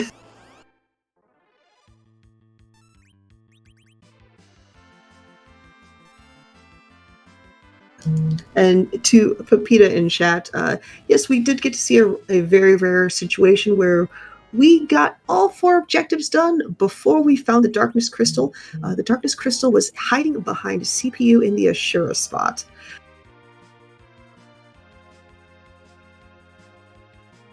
Yeah, but that's the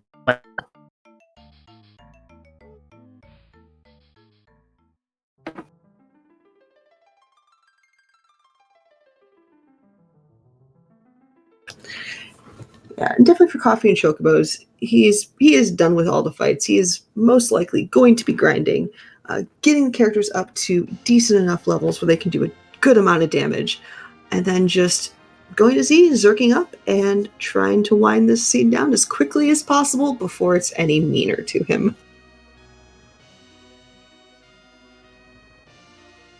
Just try.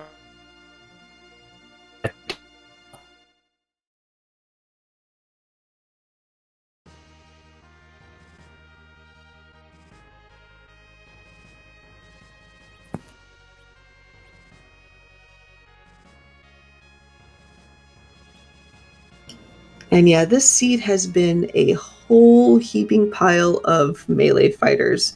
So I believe our wonderful restreamer Leggy took the fact that the mage strats are the way to go and said, nah, we're Nah, not going to do that today. no Palins, no Rydias,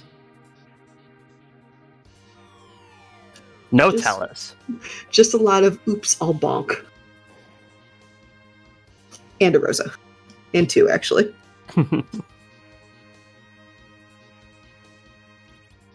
We keep saying that agility manipulation is black magic. Well, we'll show you what a real lack of black magic is. Exactly. Thankfully, though, both runners do have a curse ring, so they're able to temper those black magic spells down a little bit.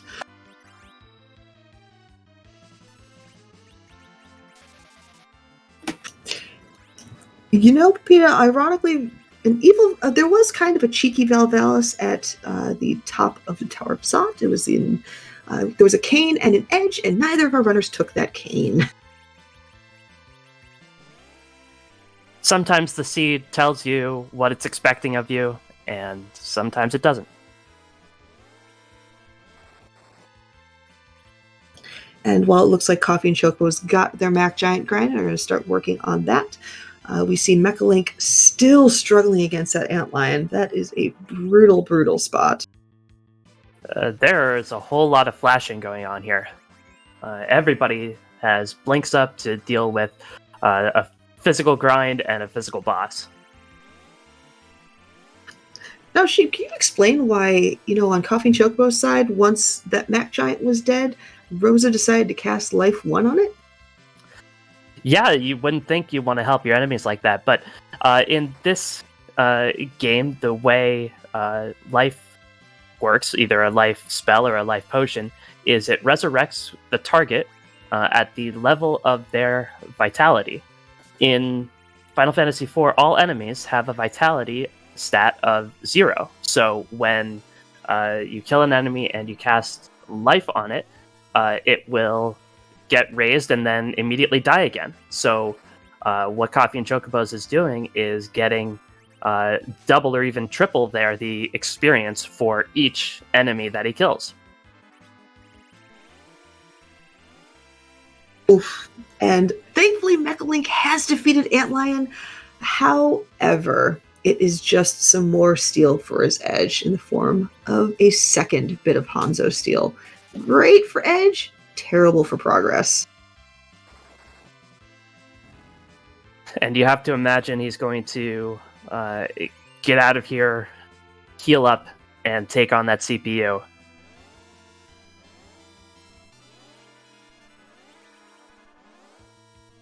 Yang does have a Thunderclaw on Coffee and Chocobo's side. I believe both Yangs do, although one is much higher level than the other. So doing a cool 8,000 damage. And the fantastic thing about that lower level Yang is because there's both 10 key items, or well, more than 10 key items on the table for Coffee and Chocobos, but there is a big enough level gap between that Yang and the median level of all of the other party members. They are going to be slingshot into Mega Punch Mage. It's like that Mega evolution in Digimon where they start from Rookie and go all the way up to Mega and just skip everything in between. That's pretty much what's going to happen to that Yang. There are few things as satisfying as seeing a 5,000, 6,000 hit point Yang. And Rosa has white. So we are pretty much all set to go on Coffee and Chocobo's side. I'd be surprised if they went anywhere else other than Z. Yep, Coffee and Chocobos decides now is the time, and it's going to make that walk. So thankfully for Mechalink, we do see them taking on that CPU. Hopefully when they get rid of that or finish that fight, they will get their darkness crystal and be on their way. But in the meantime, we get to see the entire tour of the lunar subterrane on Coffee and Chocobo's side. Once Mechalink does get this darkness crystal, I don't know how much of a grind he's going to be willing to do. He did pick up a bunch of vampires from the Fey March. Might be wanting to do low-level vampire strats. And that is not necessarily the Lunarian we were hoping for. We finally saw a Cecil in this seed. But it's too late, so Cecil go by.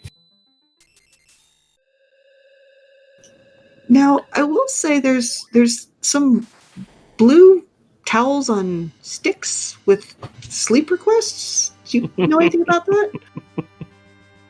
Yeah, it looks like a letter Z followed by a question mark. So, Zeromus, we can't really move him around. He's too big. He's too much. So he stays right at the center of the moon for every seed. But in order to randomize him a bit, we give him a different sprite. We give him a makeover. And there's over, I saw Scala Kitty in chat. There's over 400 some or 600 some. There's a 450 over 450. Thank you very much. Made by our wonderful Scala Kitty. I believe Boardface has made some. A few other people. But the big question we need to ask. And, who? Scala is saying 6,000, which sounds a little... Scala, what? You're supposed to have days off, Scala. Those days off do not constitute making more Z-sprites, unless they're really funny.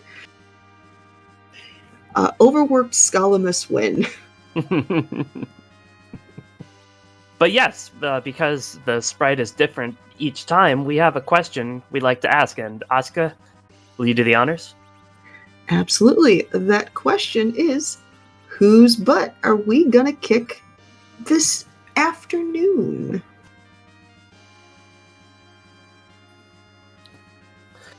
Mechalink gets that darkness crystal.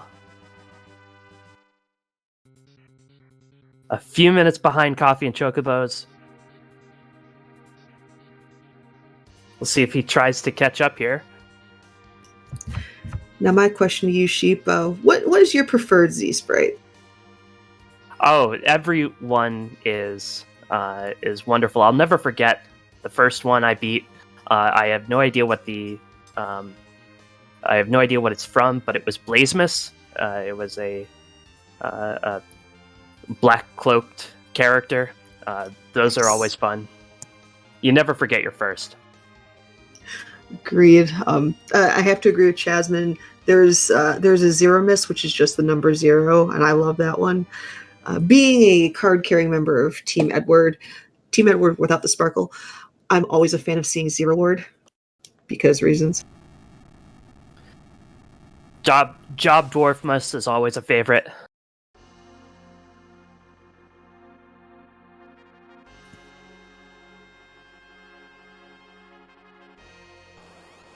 I love for, I think, round 2 of the Fool Gauntlet finals, which was in fact Gauntletmas. That was, I still don't know how, Scala, you pulled that off.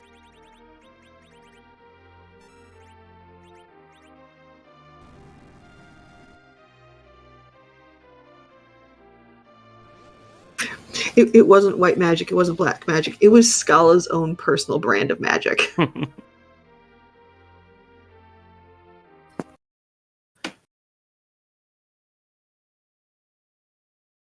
The survey says... Oh my god. Leggy!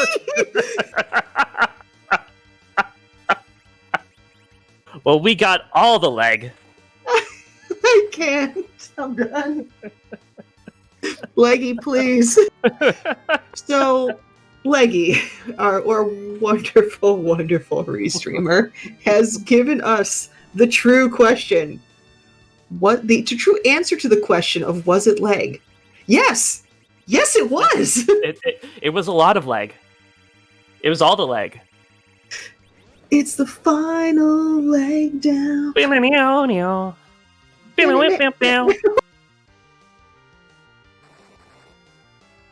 Yes, whose leg are we kicking tonight?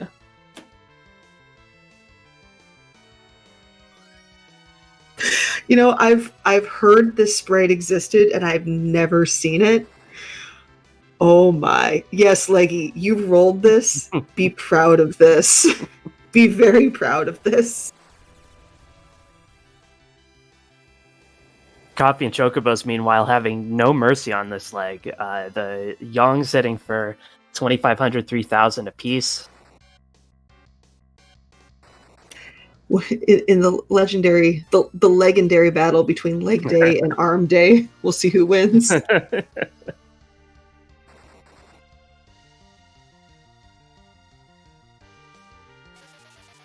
Going right after that leg, going after the ACL, it looks like. That can be pretty debilitating if you're not careful. This is coming from someone with a PCL injury, so those aren't fun. Now, do we get the ice weakness since we can see the leg, or is this just leg overwhelming? I believe this leg has grown above its the other leg's puny weakness. Was it leg? Let me show you how. We should say on Mechalink's side, they have joined Coffee and Leggimus at this point on the moon. They've done their save, and they are what looks like they are going to be continuing the walk up to the Z fight themselves. Yeah, Mechalink's levels aren't at Coffee and Chocobos, so he's going to be relying on lower level strats.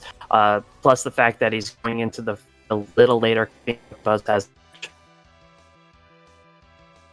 And I think this is where those vampires might come into decent handy with that lower leveled party.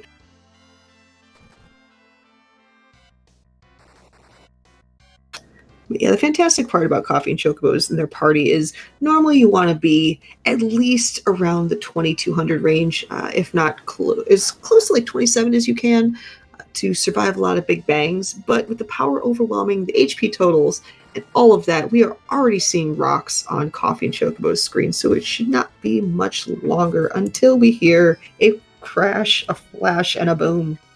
Yes, we said when he chose this party he was going for high HP, and you saw how that worked out for him.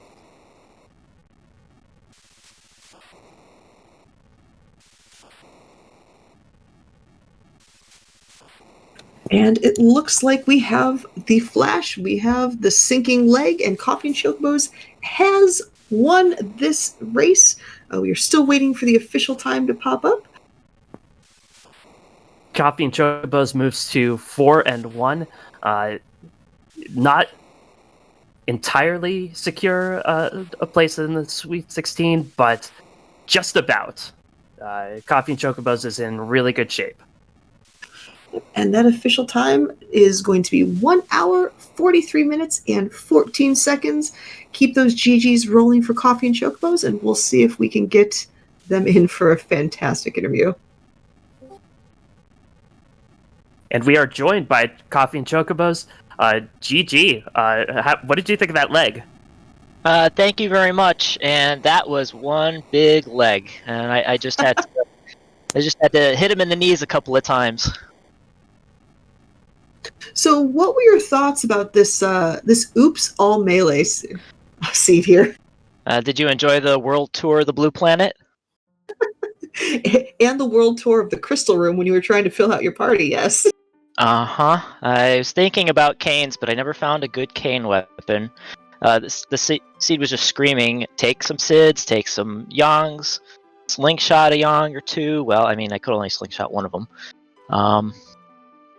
But it worked out in the end. I'm just really happy that Darkness ended up being at that Asura spot instead of the Leviathan spot, because that Ant Lion, I would have had to blink up Yang and rely on power, because everybody else would be triggering counters. Yeah, you did go through a lot of that seed with only 3 characters.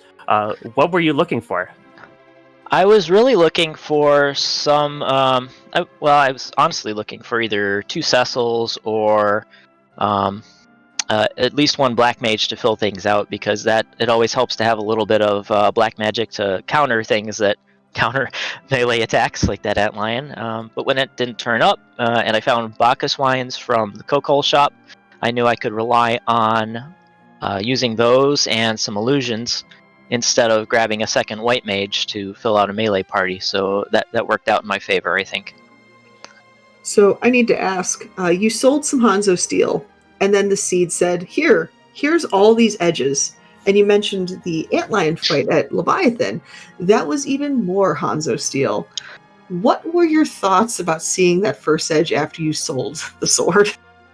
My only thought is, why can't I just ditch him and take his equipment? I'm not a huge fan of Edge on these flags. Usually, most of his equipment comes far after he is useful for clearing some of those early spots.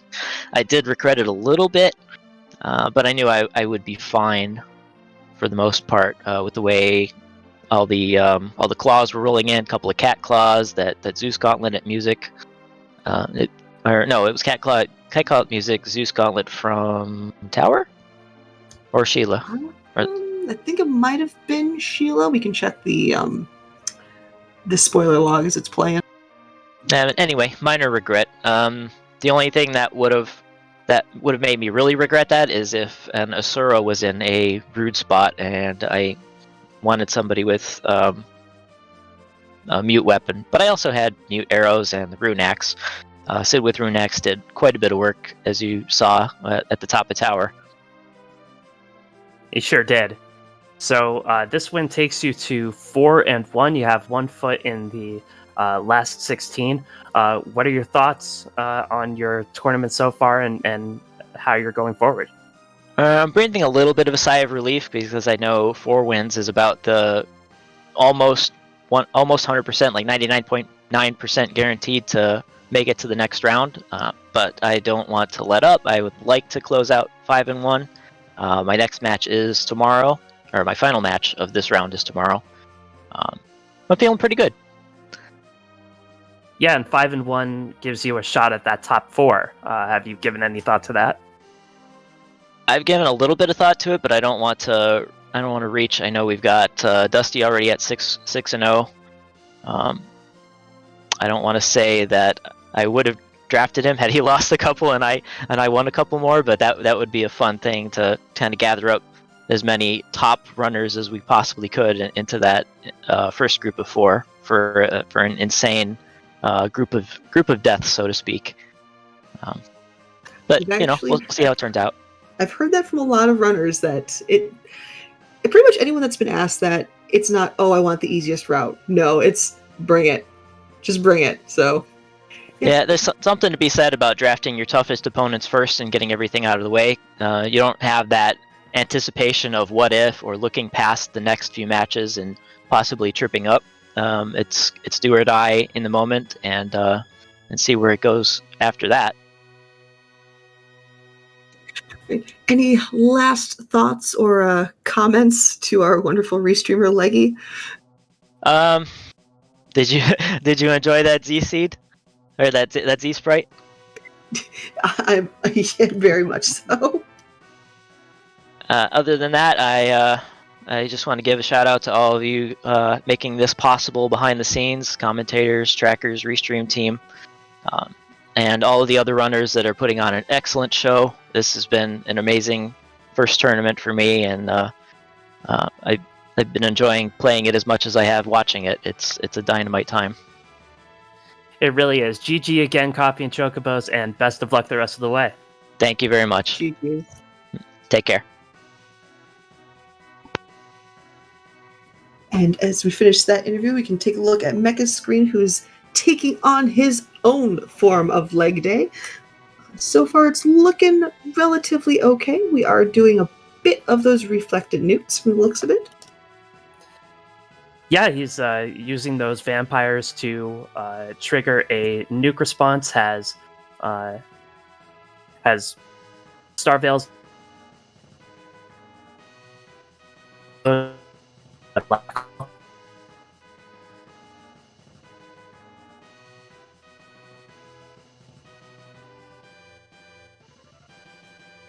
Now, the thing is, with any type of reflex strat, you always have to be so careful with your star veils or your wall spells because they are not permanent. They eventually wear off on their own. Plus, words are hard. Z has an ability called Black Hole, which essentially renders all magic invalid. So the number of times I know I've died to what was supposed to be a reflected spell turned out not to be is, well, yeah, it happens all the time. Yeah. And, there's not much of a worse feeling when you accidentally white your friend in the face. Yeah, I've also had a couple, oh yeah, this isn't reflected. Oh, there goes my healer. Oh, there goes my party. Well, heck.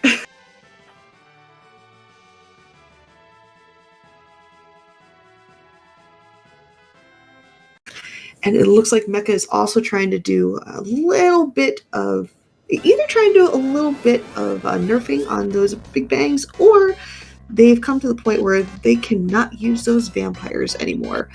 Once you hit a certain point, those vampires are considered direct damage. If you hit, I believe it's around 60,000 points of damage done to Legimus, it resets the health bar and gives it, makes this fight a little bit longer. Yeah, using that crystal, which has a little bit of a long animation, but it doesn't do any direct damage, and it does trigger that nuke. And you never have to worry about running out of it.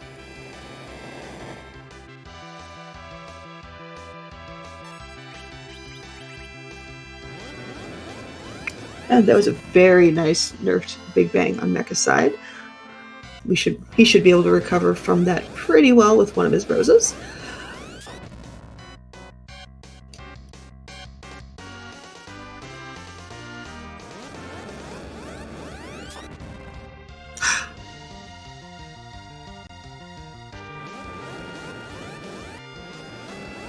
So I'm really glad that I did not skip leg day today. Right, yeah, leg day is getting pretty strong over there. It's a very like intimidating looking leg. It sure is. And I'm not sure what's going on in the upper half of the torso there, so that makes it even more frightening. It's the fact that you can't even see the second leg. The leg game is so strong. It's the fact that one of the four fiends has a polka dot cloak, I think, that throws me. Right. But at the same time, Ruby is so honorable that you can't call Ruby out for it. Be No. like, hey, you have a polka dot cloak. It's just no. No, sure, Ruby. You're wearing your granddad's clothes. You look incredible. As Damashi points on chat, for Legimus, there is no torso. It's just leg. Everything is leg.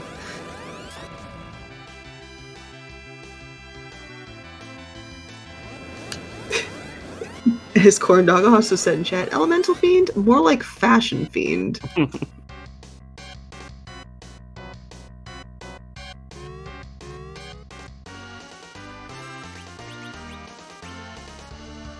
Ooh, and that Star Veil went off just a little bit early.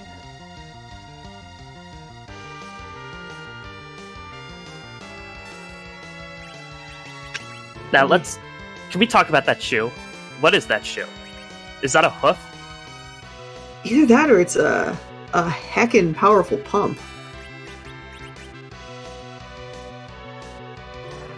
I mean, with that cloak, I would totally be okay with Ruby rocking a pump and just saying, just say, hey, call me out on it. I dare you. Yeah, what do you think the glare is for? The glare is for anybody.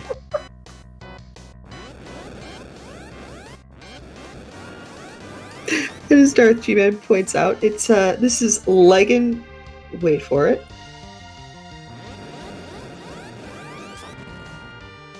Dairy. Go back to dairy, Kyle.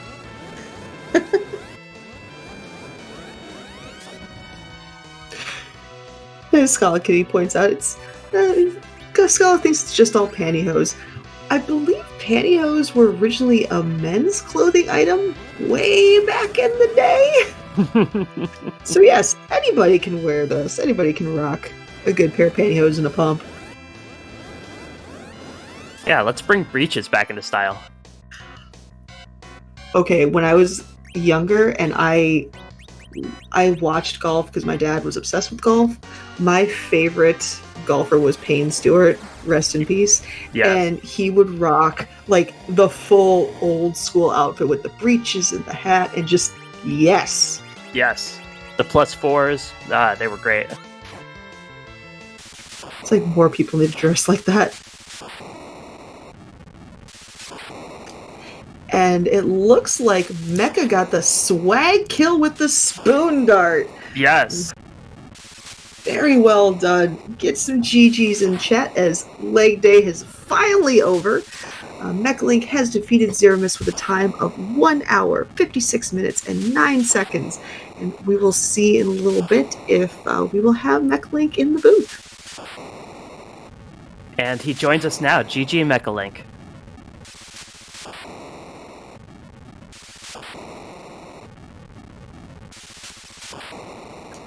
I do believe, Mecha, you are currently muted. That is correct. I am currently muted. Hey, how are you? I also had my headphones off, so I didn't hear you bring me in. So, what'd you think of that leg? It's fine. It's a leg. It's big. Big leg. Not gonna lie. Unfortunately, the leg was filled with blood, just like everything else. So, Team Vampires. Yes, speaking of just blood, let's talk about that seed. That was a seed that was a seed. There were certainly characters involved. It was interesting. A lot. I mean, the early game, where like as we've seen, I'm definitely willing to go hook a little earlier, but in this case, right, like waiting all the way out to getting that edge, I think was very important. As far as things go, I picked up Sid over Kane because I had gotten a Sid weapon and hadn't seen a Kane weapon at that point, and they're almost interchangeable. Almost. Tearing down Valvolus without Kane was a nice bonus to make sure that didn't punish me.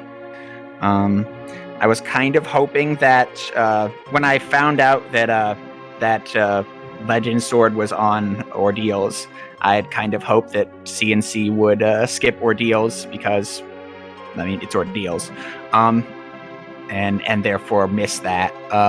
But then, of course, the objective, we did a 4 objective seed anyway, so I already know that CNC did everything but Leviathan. So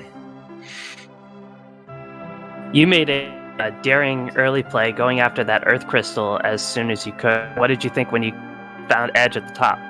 I was going to take Kane out of Baronin, and I was like, Earth Crystal. Like, okay, you have changed my mind, right? Like, and so it's like, okay, we're taking somebody out of Earth Crystal, or we're going back and getting that Kane, right? And then it was like, okay, we're taking a Kane here or an Edge. All right, Edge, right? So I mean, that was what I was hoping for, right? Like somebody like Edge or Tella, right? Like somebody or even Cecil would have been good, right? Because we knew we had an Excalibur on tap, right? But yeah, I was looking for a little more power, and we found it. Hallam would have been fine too. Like I would have taken, there were a lot of hits at the top of the tower, and we got, one of them at least. I don't know if CNC did that. Like CNC didn't tell me their party makeup. But it was they did a double Sid, Rosa, double Yang. Yep, that seems reasonable. Well, I like the two. The 2 white mages would have been more powerful in a seed without Bacchus wines, which we had. So that it probably advantaged CNC. That you were able to buy Berserk instead of having. And that explains definitely why he was even less interested in Antlion. Because without 2 white mages, that fight is a little dicier.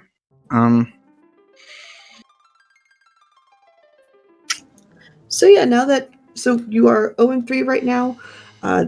You've had some fantastic opponents, so that 0-3 is not something to be disappointed with by any means of the imagination. What are your thoughts moving forward for the rest of your matches? Does it change your strategies, your practice? Like, how are you going to move forward? So one, I think it's perfectly reasonable to be disappointed. There's no shame in it, but like, there's no shame in going 0-3 against people who are, one of them undefeated, one of them now with 4 wins, right? Like, and right, like the other person. I mean, I played against very good people, and Eisen, had a little bit of a struggle in the table stages compared to what people might have thought, but still playing excellently and doing well. So, I mean, there's no shame in the record, but unfortunately, that means that I have to go through Inven and Zilch and JP to get a chance at table. That's rough. One